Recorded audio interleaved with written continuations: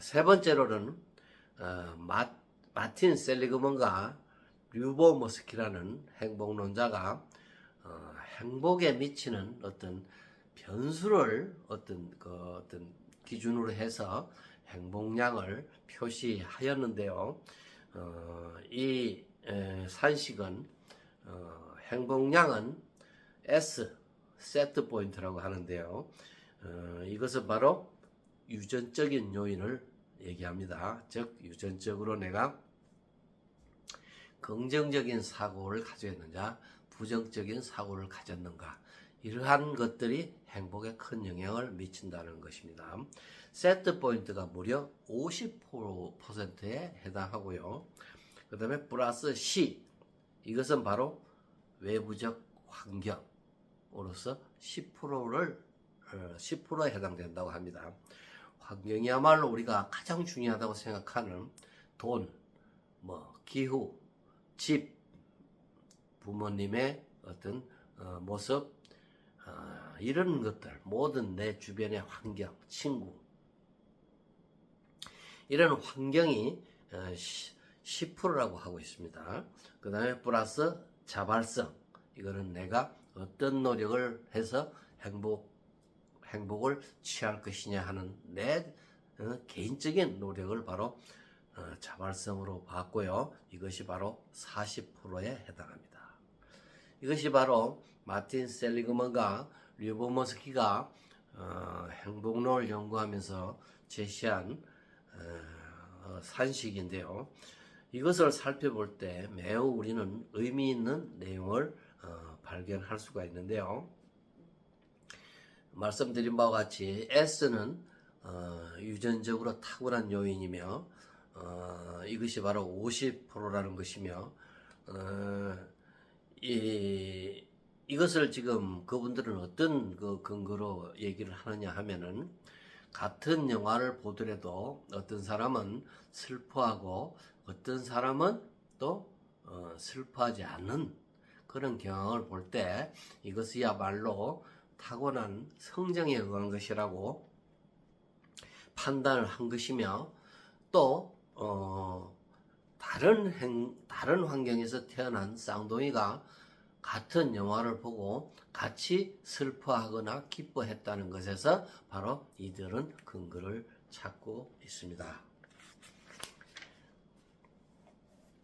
하지만은 환경이 50%에 해당한다는 것은 매우 좀 예외적인, 조금 우리가 이해되지 않는 것이긴 합니다만은, 이에 대해서 디펙 저프라라는 분이 섣부른 판단이다, 섣부른 생각이다 라고 하고 비판을 하고 있는데요. 우리의 뇌는 매우 유동적이기 때문에 경험이나 어떤 학습으로서 충분히 달라질 수 있는 것이지, 선천적인 어떤 성질이 계속 생애를 통해서 가져간다는 것은 인정하지 않는다라고 얘기를 하고 있습니다. 설령 이러한 산식을 인정한다고 하더라도 우리가 50%는 태어난 것이기 때문에 어쩔 수 없다고 한다면은 환경이 10%밖에 안 된다는 것에 우리는 주목할 필요가 있고요. 또한 내 노력이 40%라고 한다는 것에 우리가 의미를 가질 수가 있는 것입니다. 따라서 통제 불능 요소인 타고난 성적을 빼고 나면은 50% 중에서 40%, 즉 80%가 내 어떤 의지에 의해서 행복이 결정된다는 것을 우리는 충분히 마음에 간직해야 할 것입니다. 이제 행복 방정식에 대해서 한번 생각해 봐야 하는데요. 우리가 내 인생의 경영자로서 그 목표가 행복이라고 한다면은 우리는 그 목표가 어떻게 산출되는가를 우리는 알아야 하는데요. 저는 여기에서 그리스의 철학자 아리스토티포스가 제시한 그 그 내용을 참고해서 한번 생각해 봤는데요. 아리스토티포스는 벌써 BC 500년경 그 언저리의 어떤 분인데, 이분이 참 제가 생각한 것과 동일한 행복 방정식을 생각했다는 데 대해서 저는 매우 정말 쾌감을 느꼈는데요. 이분은 가장 적당한 육체적 쾌락을 경험하는 것이 인생의 목적이며 향유한 쾌락의 총화가 행복이다. 향유한 쾌락이라는 건 뭡니까? 내가 인생을 살면서 지금부터 각 사건이 벌어질 텐데 그 사건에서 일어나는 즐거움을 다 합한 것이 바로 행복이다. 이렇게 얘기를 했습니다. 이 행복 공식은 사실은 제가 볼 때는 매우 중요한 공식인데도 불구하고 이 공식을 어떤 의견으로 제시한 행복론을 보지 못했습니다. 참 이것은 어떻게 보면은 매우 중요한 것인데도 고고학적인 유물이 된 것이라고 할 수 있겠는데요. 필자는 이것을 한번 살려서 행복 방정식을 제시하려 합니다.